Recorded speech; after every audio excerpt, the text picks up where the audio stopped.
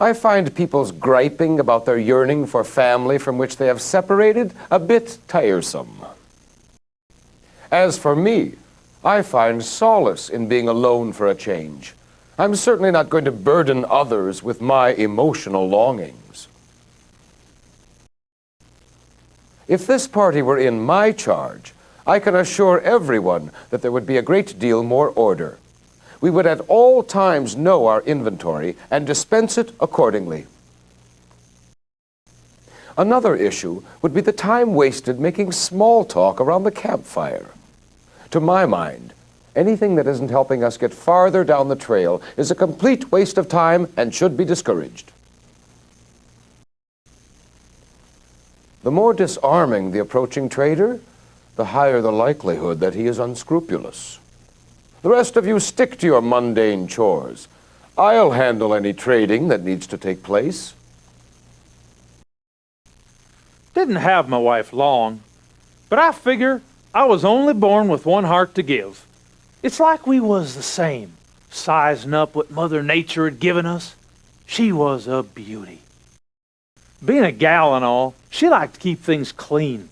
I figure, why wash up? Just going to get dirty again doing chores the next day.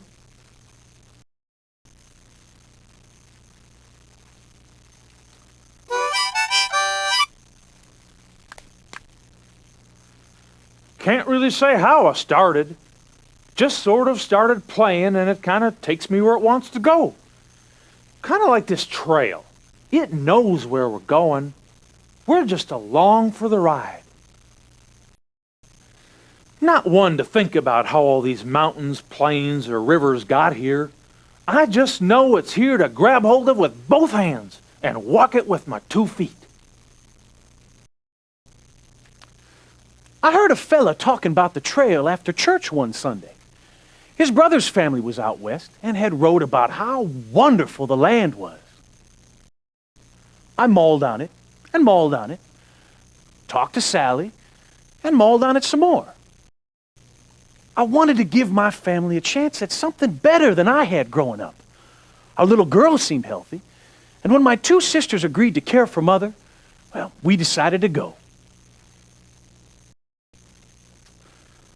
I never should have believed all those wild stories I heard back home about the Indians. Most of those I've met along the trail have been friendly and neighborly. I've learned a lot watching how they track and hunt the animals in these parts and put every scrap of what they kill to some use. After months on the trail, I'm just now beginning to understand their ways. As Sally says, you can't know a man till you've walked a mile in his moccasins.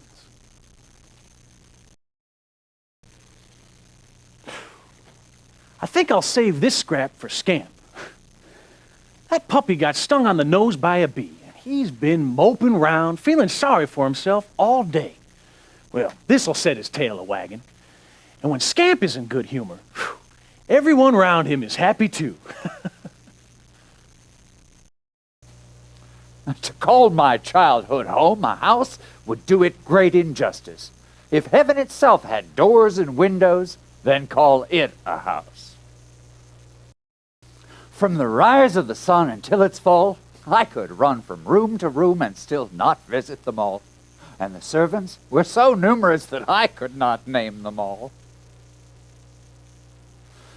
When I get to Oregon, I shall make all of it my home. A leader will fearlessly press ahead when one of less grit would turn back. Equally important, a leader must know when to pause and reassess when others might blindly forge ahead. In the great unknown lurk many an unfamiliar and dangerous creature. At the sight of them you may feel inclined to flee, but not I. I will stand firm and stare such a creature in the eye. When it sees I possess no fear, it will flee in an instant, with its tail between its legs.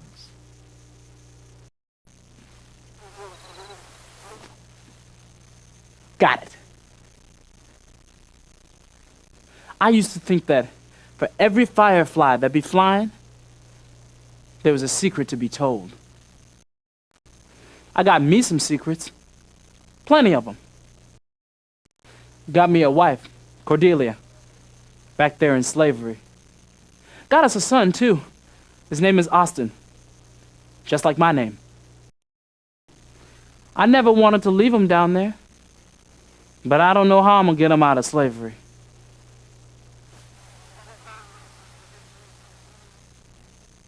So I just keep him a secret.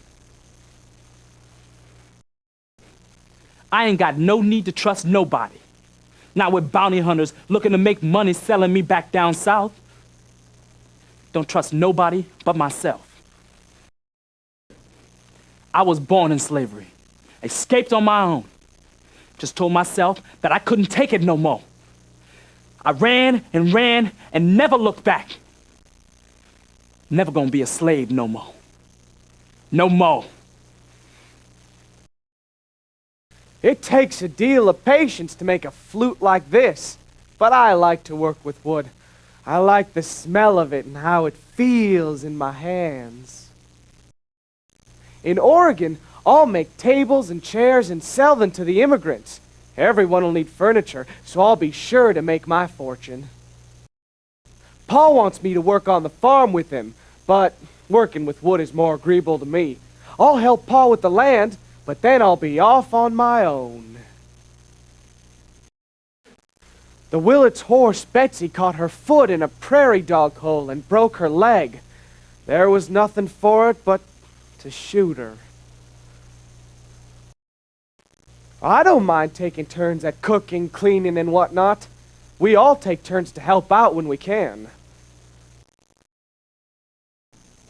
Well, I tell you a story of the prettiest town in the whole of Ireland. A town cradled by mountains and crowned with the brightest rainbows you'll ever see. A town where the salmon leap out of the river straight into the frying pan, where the cows give 50 gallons of milk every day, and the milk is as sweet as honey. Whisht, aren't I the foolish man to leave a place like that now? But it is the giants you should be hearing about. On moonlit nights, there'd be the divil of a noise as those giants broke each other's skulls.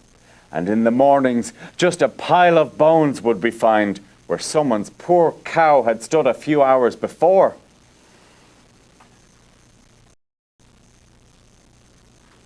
Isn't it grand now to be having a bit of a party? Should I be playing a jig to get your toes a-tapping? Or would you like to hear a sweet Irish ballad? Or a love song for the ladies? What's it to be now? Sure, I'll play a jig then. But first I must have a drop of something to wet me lips.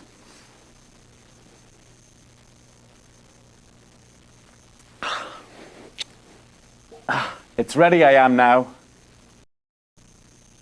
Will you look at me now? I work as hard as 2 men. It's little chance we'll have to get to Oregon if some don't do their fair share. Dark ain't natural. Can't see. And what I hear, I can only think's what I see, and them are from different places things. They're looking for us right now, and if they find us, would take us to where it's always darkness. I know they can't see either, so maybe they won't ever find me. If they do, I'd give them my fists and not go with. People who don't make it, who are lying under them grave markers we've passed, didn't make it because they thought in their heads they wouldn't make it.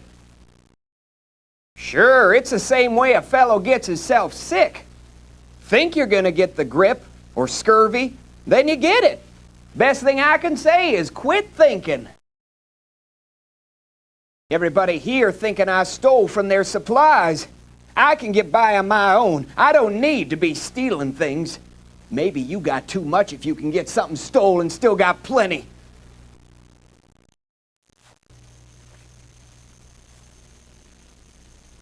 I am an only child. My father is a shoemaker by trade. He makes beautiful shoes and has worked hard all his life.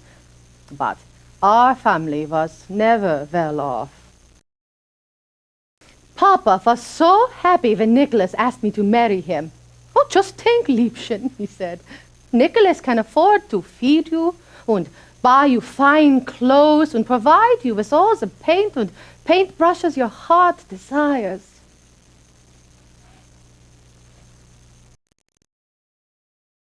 Mein lieber Mutter und Vater, at nooning today, I painted by the riverside. And I noticed some things you should look for when you are in your wagon and are trying to cross the river. Be careful of the places where the water splashes and swirls and rushes by with great speed. The currents there are dangerous. In other areas, the water flows in jagged patterns. There may be sharp rocks laying just below the surface there. Watch for them. Look for the spots where the surface is glassy and the color of the water is dark. It should be calm and deep there, and a good place to float your wagon across. I'm so cold, I'm chilled through to the bone. It matters not how many clothes I wear, I can never seem to keep warm. At night, I lie awake and think of Aunt Mary's warm kitchen. I can hear her humming as she kneads the day's bread. Why, I can almost smell it as she takes it from the oven. How I wish I was warm and snug and cozy with Aunt Mary and my cousins. Dear Aunt Mary, let me tell you a little about our life on the trail. The children never seem to tire. They are full of energy and inquisitiveness. I love the children. It is a joy to me to tell them stories and keep them busy while their mothers work. Why, sometimes I seize the opportunity to teach them a little about the world around them. Today we caught a lively grasshopper to study. The children do not seem to notice the miles we have traveled. Every day is an adventure for them, and every night they clamor for me to tell them stories. Helping birth the babies is the most wonderful thing in the world. I was 17 years old when I birthed my first baby. I was very scared. My hands, they shake. I almost forget what to do. When that baby comes out, I knew both it and me gonna be just fine. When I was on plantation, I grew to love an old woman named Sarah. She was like mama to me. Sarah teach me to be midwife, and she teach me to heal with herbs. When she died, I became new midwife for plantation and for others nearby. She teach me good.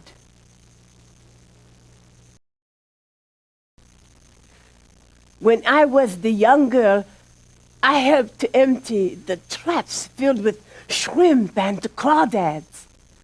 My favorite part was going out on the boat. The water made me feel like I was a slave no more. We have old Cajun saying, water make you free in your heart.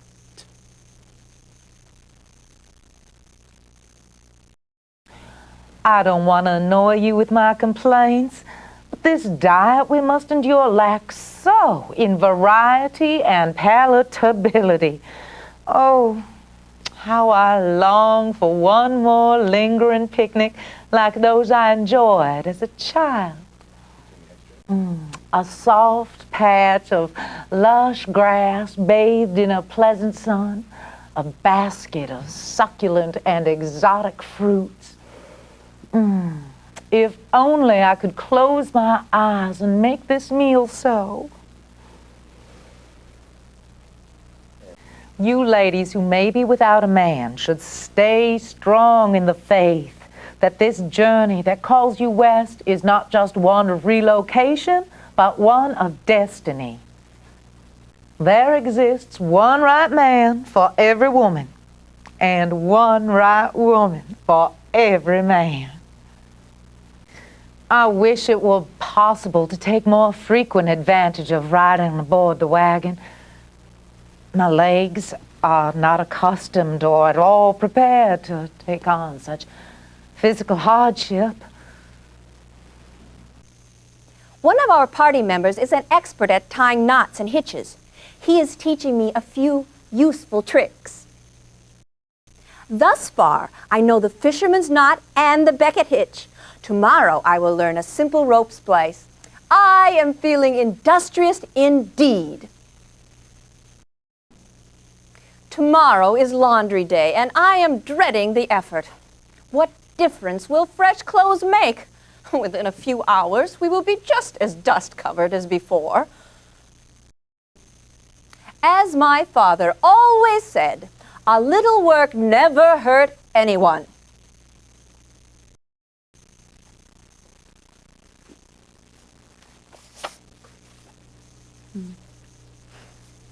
My dear Ma and Pa, every morning we milk our Missy, but there's never time to churn before setting out.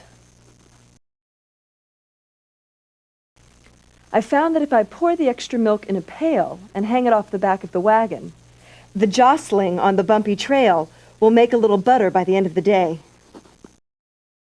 A little butter on the table sure lifts the spirit. My dear friend Mary, I've had the blues all day.